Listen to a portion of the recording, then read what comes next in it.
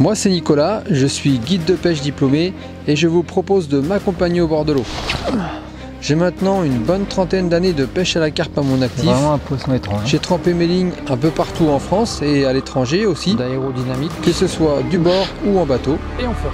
Au fil du temps, j'ai acquis de l'expérience sur notre poisson favori et j'aimerais vraiment la partager avec vous. Moi c'est Pierre, je suis caméraman. J'ai également pas mal d'années de pêche à la carpe dans les jambes et cette année je vais suivre Nico partout dans ses pêches pour ne vous ramener que les plus belles images. Je vois que vous êtes bien installés. Bienvenue à la pêche avec Nico. Oh là le bébé.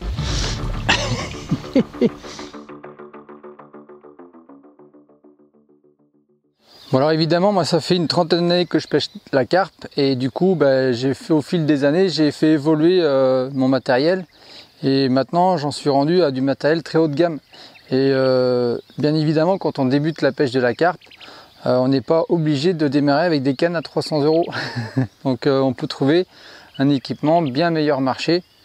Déjà pour savoir si ça vous plaît, si vous avez envie de continuer et de progresser dans cette discipline. Et puis en même temps pour ne pas se ruiner.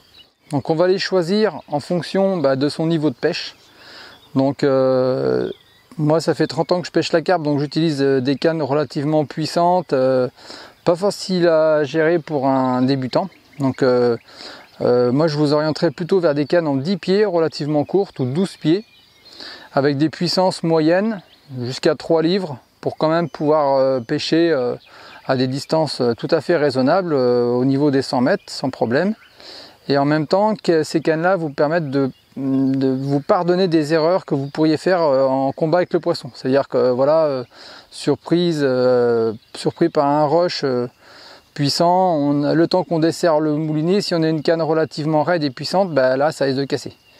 Donc là avec des cannes plus souples, plus courtes, on va avoir un ensemble plus léger, plus facile à utiliser pour lancer, pour combattre les poissons, et c'est ce qui va être le mieux pour un débutant. Voilà, donc 3 cannes ça suffit, j'ai même envie de dire que 2 ça pourrait suffire pour démarrer, puisque quand on va pêcher du bord sur un coup, 2 cannes sur un coup ça suffit. Voilà. 3 ça risque de faire des emmêlages parce que ça va se croiser, etc. Et c'est plus de temps et c'est plus d'investissement aussi d'acheter un 3e ensemble. Donc n'hésitez pas à démarrer avec seulement 2 cannes, c'est très bien. Il y a beaucoup de pêcheurs très expérimentés qui ne pêchent qu'à 2 cannes. Et moi la plupart du temps j'utilise aussi que 2 cannes. Notamment quand je pêche au zig. Voilà.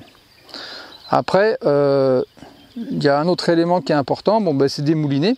Donc on va choisir des moulinets avec des capacités assez importantes de stockage du fil, des bobines coniques dites longue distance qui vont faciliter les lancers. Le mieux c'est aussi de les choisir avec un frein situé à l'avant, parce que c'est des freins qui sont plus robustes et plus accessibles que les freins situés derrière. Voilà, tout simplement. Un ratio assez important, autour d'1 mètre par tour de manivelle, pour pouvoir ramener rapidement ces montages. Et aussi sur un poisson qui revient vers vous pendant un combat, pouvoir garder le contact toujours. Et ces moulinets là, on va les garnir avec du fil fluo quand on débute, parce que ça permet d'avoir un meilleur confort et de bien visualiser où sont ces lignes. Notamment encore une fois quand le poisson traverse les cannes pendant le combat, on va avoir plus de facilité à éviter d'attraper ces autres montages avec le poisson au bout de la canne. Autre avantage aussi, c'est la nuit. Un fil fluo, il se voit beaucoup mieux à la lampe frontale qu'un fil invisible. Et dans l'eau, c'est exactement pareil. Tous les fils que vous allez pouvoir utiliser dans l'eau, une fois qu'ils sont recouverts de sédiments, à cause des eaux, il y a toujours des sédiments qui sont qui flottent dans l'eau. Vous allez avoir l'impression d'avoir des vraies cordelettes qui traversent l'étang. Que ce soit fluo, pas fluo, ça finit toujours de la même façon, c'est-à-dire ultra visible dans l'eau. Donc ça sert à rien de jouer à la discrétion là-dessus, ça va marcher même pas 1 heure. En 1 heure de temps, votre fil il est couvert de sédiments. Donc fil fluo. Après au niveau des diamètres, on va essayer d'éviter de commencer trop fin. Je pense qu'un 30 centième ou un 35 centième c'est très bien pour démarrer. Ça pardonnera pas mal d'erreurs pendant les combats et ça permet quand même d'atteindre des distances tout à fait respectables. Voilà. Ensuite, il y a les détecteurs de touches. Donc là, il y en existe plein de modèles sur le marché. Ça, c'est chacun ses goûts. Pour moi, c'est pas un accessoire ultra important. Évidemment, ça permet de se lever la nuit quand il y a une touche, mais on pourrait quasiment s'en passer pour des pêches en journée, quand on est à côté de ces cannes. Et puis l'autre élément qui a son importance, c'est l'indicateur de touche visuelle ou swinger, écureuil, etc. qui lui va permettre de détecter les touches quand le poisson revient vers nous au lieu de tirer. Donc là, le fil il revient, l'écureuil descend et ça permet au détecteur de sonner. Voilà, donc ça on a fait à peu près le tour. Dernier point, c'est le support de canne. Donc moi j'utilise un vieux modèle. C'est un Carpo G2 Amio, donc c'est une antiquité. Par contre, j'adore ce type de rod pod là parce qu'ils sont ultra polyvalents et ils sont quasiment les seuls modèles où on peut faire ça sur le marché. Et ça, des fois, ça vous sauve des poissons. Quand vous êtes tout seul la nuit et que le poisson rentre sous vos cannes, quand vous pouvez faire ça, c'est génial. Et malheureusement, il existe très peu de rod pod où vous pouvez faire ce simple geste. Celui-là le permet. Au-delà de ça, c'est une stabilité incomparable. Il n'y a aucun risque que même s'il y a du vent, etc., que tout tombe. Et en même temps, il n'y a pas beaucoup d'éléments, ce qui fait qu'on peut tout replier. Et moi, mis à part les swingers que j'enlève pendant le transport, mon rod pod, quand j'arrive au bord de l'eau, j'ai juste à écarter les trois pieds, déplier les parties bus bar, détecteur et support de canne arrière, et je suis en pêche. Donc c'est ultra efficace. Donc ça, vous pouvez en trouver d'occasion sur le bon coin. À moins de 100 €, vous avez un super rod pod. Donc au niveau du matériel, on va aller voir du côté de chez Pierre là-bas, parce qu'il a un équipement qui correspond beaucoup mieux à un débutant que ce que j'ai notamment au niveau des cannes.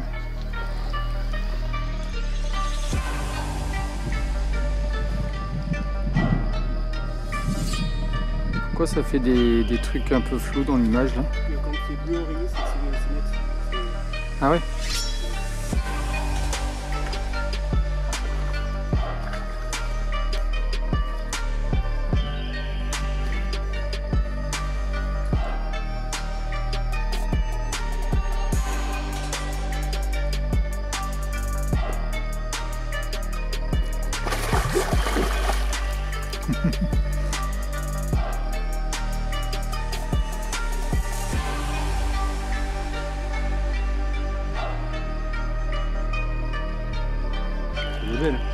Donc voilà, c'est le poste de Pierre. Donc Pierre, il a 20 ans, donc ça fait pas 30 ans qu'il pêche la carpe. Il n'a pas non plus un budget conséquent pour s'équiper. Donc il est allé à l'essentiel et je trouve que son matériel est plutôt bien choisi parce qu'il y a tout ce qu'il faut pour prendre des poissons sans se ruiner. Donc là, on va trouver des cannes en 10 pieds qui permettent de lancer à 100 mètres, il n'y a pas de souci. C'est des cannes qui viennent du magasin de l'enseigne Bleu et Blanche, là où c'est à fond la forme. Et d'ailleurs, c'est un magasin que je vous recommande parce qu'ils font vraiment du matériel pour débuter, s'initier, qui est vraiment de super qualité à des prix très abordables. Donc il a ces 3 cannes. Il pêche sur un coup qu'il a amorcé à 80 mètres avec une 4e canne bait rocket.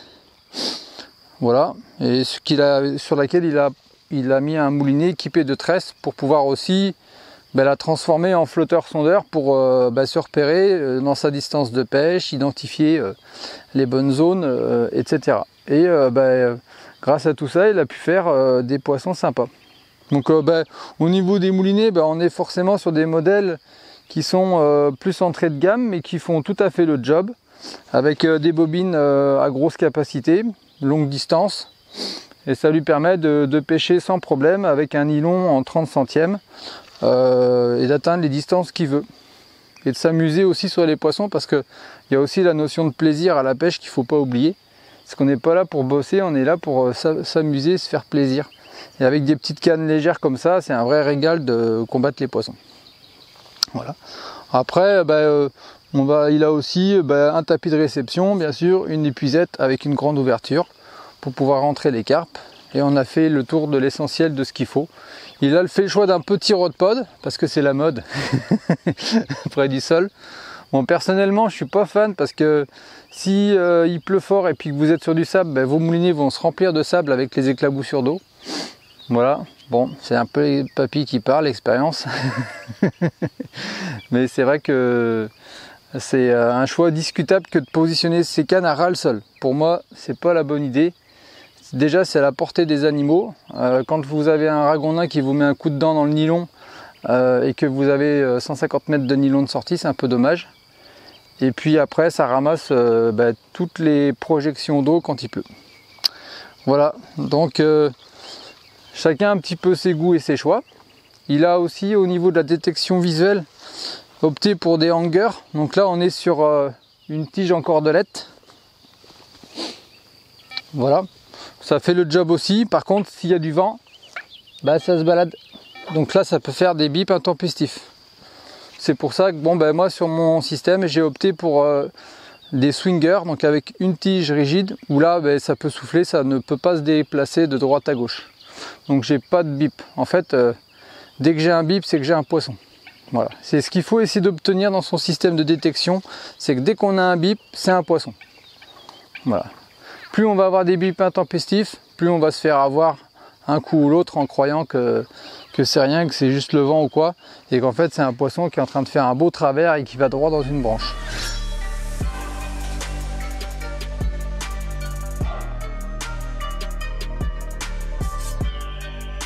Donc là c'est ma zone réception du poisson.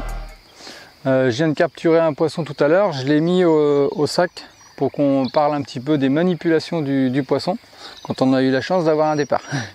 La première chose, c'est de tout préparer pour que le poisson puisse être recueilli dans le tapis dans les meilleures conditions et être pesé aussi dans de bonnes conditions. Alors moi j'utilise un trépied, c'est pas obligatoire, on peut très bien aussi soulever son peson, ça fonctionne très bien aussi.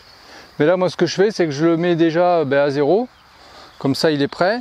Le tapis, très important, surtout avec la chaleur là, c'est qu'il est très chaud, donc si je pose ma carpe dessus avec cuir, donc tout de suite je mouille bien tout le tapis. Donc là en l'occurrence c'est un cradle, c'est très pratique pour manipuler les poissons, même si on les échappe ils sont en sécurité dans ce genre de tapis. Voilà, donc je vais même recharger mon bacan en eau et je vais emmener le poisson.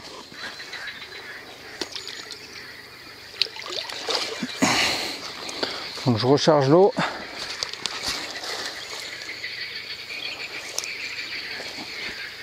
Voilà.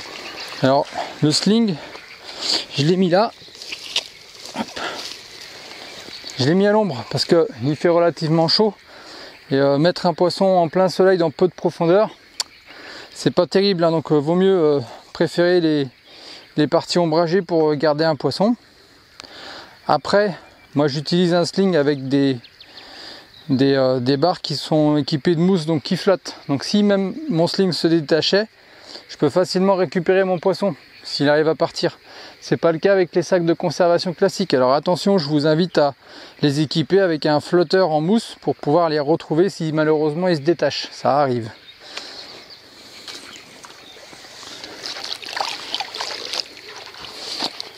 Autre avantage de ce genre d'équipement, c'est que ça permet de garder la carpe bien droite grâce au raidisseur. On risque pas de la plier en deux et de l'abîmer. Lui abîmer une nageoire. Donc là, première chose, je vais la peser.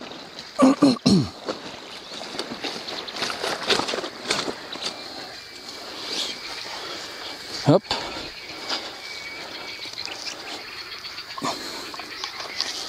Voilà, tac. Voilà, impeccable. Alors je répète, hein, c'est pas indispensable, hein, un peson électronique et puis un support trépied. Hein. Quand on débute, un simple petit peson à aiguille à 10 €, ça fait très bien le boulot. Hein. Et c'est même pas forcément nécessaire de peser ses prises. Hein.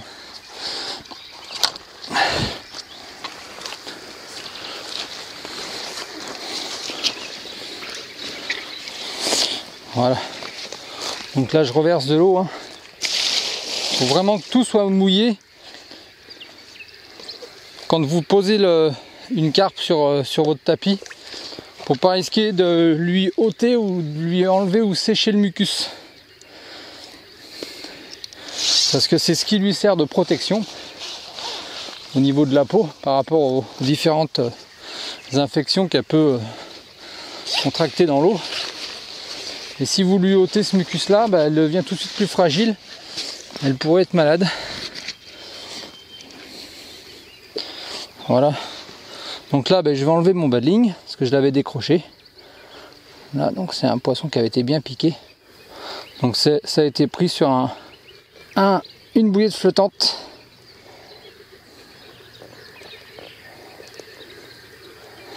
Donc l'hameçon était bien ancré. Quand le poisson il a passé un petit peu de temps au sac, il a récupéré. Donc du coup, parfois elles ont de l'énergie un peu à revendre sur le tapis. C'est là où il faut vraiment faire attention. Voilà.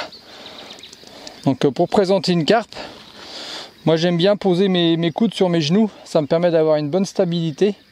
Et puis de rester plus longtemps avec le poisson sur les bras, sans trop m'épuiser.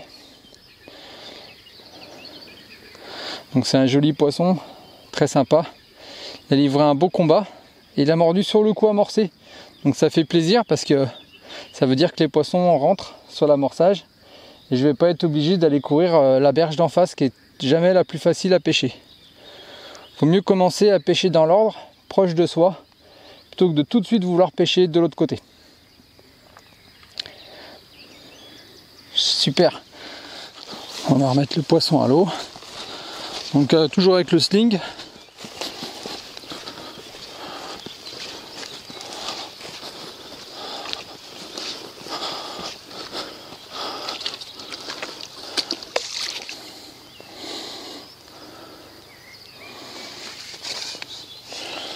La viande de sa liberté. Là c'est vrai que dans ces étangs-là, c'est très riche en nourriture naturelle. Et les poissons grossissent vraiment bien. La preuve avec ce spécimen. Allez!